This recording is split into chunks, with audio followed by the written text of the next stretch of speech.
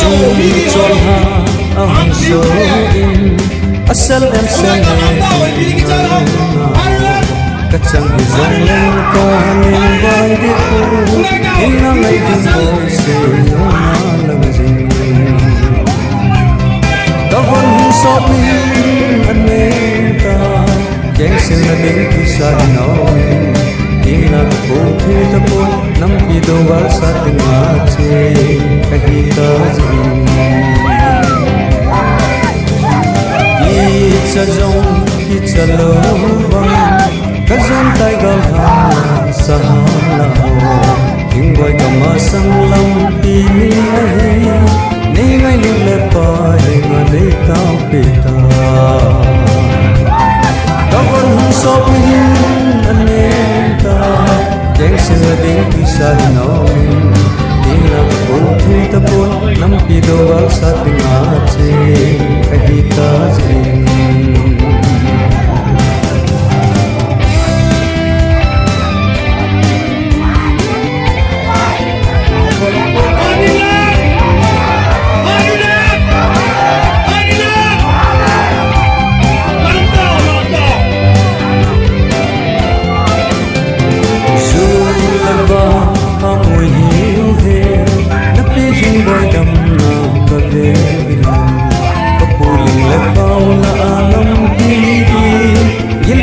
saat berhenti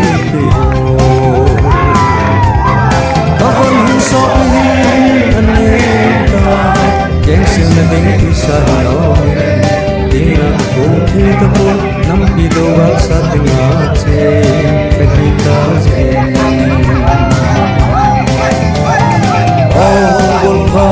ten kapum ne agam thikhe jan ne ko sani te kangai te kimba jino se kawan so pinta kaise nadi kisa no ina ko thita po nam pido wal sa tinga che kahita jin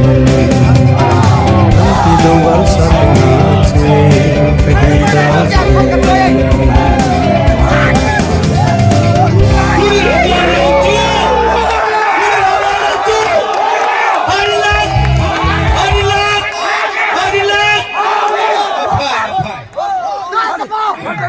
Okay,